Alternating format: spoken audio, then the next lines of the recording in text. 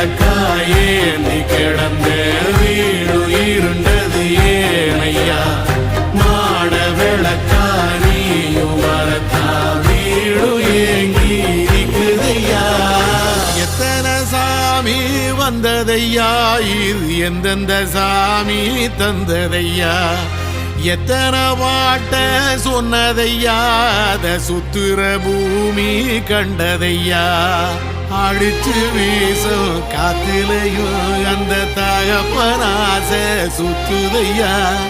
வெடிச்சு பூக்கும் வேலையிலும் ஒரு வம்சத்து கதையே உள்ளதையா